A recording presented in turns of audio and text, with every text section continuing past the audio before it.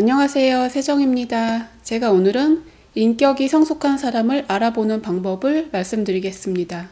결혼 상대자로 어떤 남자가 좋은가, 어떤 여자가 좋은가에 대해서 다양한 이야기가 있는데요. 저는 사람을 알아보는 데 있어서 이게 중요한 내용이라고 생각해서 이 한 가지를 알려드리겠습니다. 사회적인 약자에 대해서 얼마나 따뜻하게 대해주는가 하는 태도가 그 사람의 인격을 나타내준다고 생각합니다. 이것이 당연한 내용 같지만 의외로 그렇지 않은 사람들이 많다는 것입니다. 사회적인 약자라고 한다면 어른에 비해서 어린이가 약자이고요. 몸이 건강한 사람에 비해서 노인이나 장애인이 약자이고요. 사회적인 지위가 높은 사람에 비해서 단순 노무직에 종사하는 분들이 약자에 해당한다고 할 수 있습니다. 평범한 사람들이 전화를 할 때 콜센터 직원한테 욕을 한다든지 마트 계산원에게 욕을 하고 함부로 한다든지 이런 일들을 우리가 많이 볼 수 있습니다.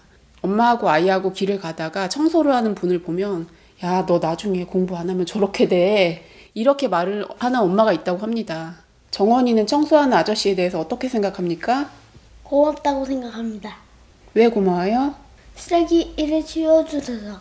책에서 봤는데 쓰레기 환경미화원이 파업했는데 쓰레기가 엄청 많이 있어서. 아, 그래. 제가 남편을 처음 만난 게 20년 가까이 됐는데요. 연애할 때부터 이 사람에 대해서 좀 좋게 봤던 점이 그런 것이었어요. 음식을 서빙해 주는 분에게 항상 감사하다고 얘기를 하고요. 마트에 가서도 마트 아줌마하고 인사하고 얘기를 잘합니다. 제가 25살 때쯤이었나? 그때는 공원에서 같이 얘기를 하고 있었는데 노숙자 아저씨가 다가와서 돈을 달라는 거예요. 제가 지금 밥을 못 먹어서 배고픈데 조금만 도와주실래요? 이렇게 말을 하신 거예요. 그때 이 사람이 지갑에서 몇천 원을 꺼내서 주더라고요. 저는 뭐라고 했죠. 저 사람 저거 갖다가 소주 사 먹을 거야. 저 사람 맨날 저러고 돌아다니는 거야. 저는 그렇게 생각했는데 이 사람 말로는 그래도 저 사람이 사람 대 사람으로 와서 똑바로 눈을 쳐다보고서 자기가 원하는 것을 얘기했다. 그래서 나는 그 사람이 원하는 것을 준 것이다. 이렇게 얘기를 하더라고요.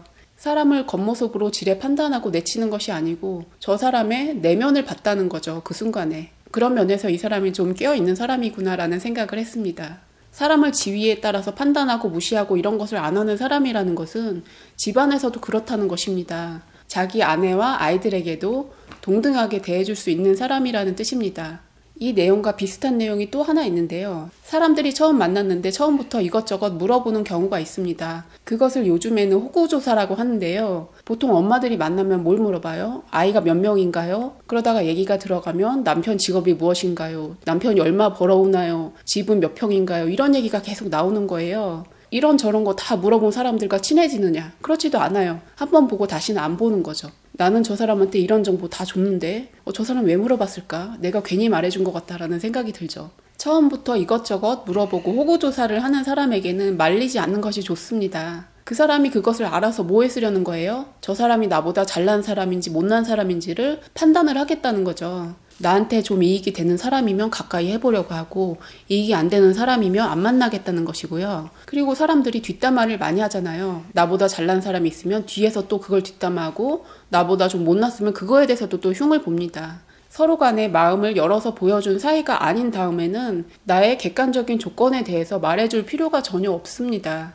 문화적인 면도 있어요. 한국 사람들은 서로 간의 정보를 많이 알아야 친해진다고 생각하는 면이 있거든요. 그게 시골 사람일수록 많이 그런 것 같은데 제가 예전에 남편하고 지방에 살 때 놀란 적이 있어요. 미용실에 갔는데 미용실에 남자 직원이 머리를 해주면서 남편 뭐 하는 분이세요? 이런 걸 막 물어보는 거예요. 그런데 사진관에 가서 사진을 찍을 때도 또 남편 직업을 물어보고 병원에 갔을 때 병원 의사도 물어보는 거예요. 저는 깜짝 놀랐는데 그 지방에서는 그런 것을 물어보는 게 하나의 인사였던 것 같습니다. 서울 사람의 시각에서는 좀 이해가 안 될 수도 있어요. 서울 사람들도 처음 만나서 무슨 일 하세요? 한 달에 얼마 버세요? 이런 거 물어보는데 외국인의 입장에서는 당황스러운 질문이라고 합니다. 제가 예전에 저희 집 앞에 놀이터에 가서 아이들하고 놀고 있는데 옆에 있는 할머니하고 좀 얘기를 나누다가 이 할머니가 갑자기 저한테 집이 얼마짜리냐고 물어보는 거예요. 집이 전세냐 자가냐 월세냐 얼마냐 이런 거 물어보시는데 깜짝 놀랐던 거죠. 처음 본 사람이 왜 나한테 그런 걸 물어보지? 그런데 그 할머니 시대에는 그런 게 당연했던 거죠.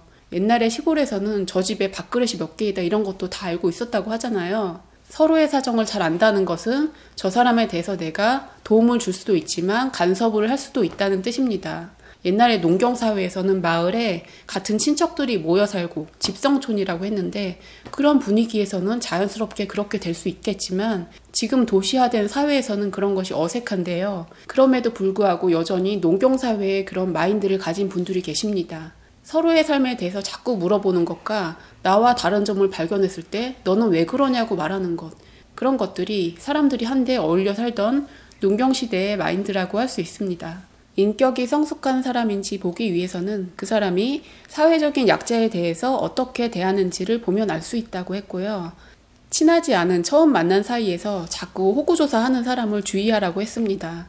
이 두 가지 내용에서 공통적으로 생각할 수 있는 것이 있는데요. 사람을 있는 그대로 바라보는지 아니면 그 사람의 겉모습을 보고 판단하느냐의 차이입니다. 사람 대 사람으로 눈을 바라보고 내면을 보고 소통하는 것이 진실한 것입니다. 그게 아니고 저 사람의 직업이 뭐고 재산이 뭐고 이런 것만 보고 판단을 한다는 것은 내가 저 사람의 진실한 모습을 보려고 하지 않는다는 것입니다.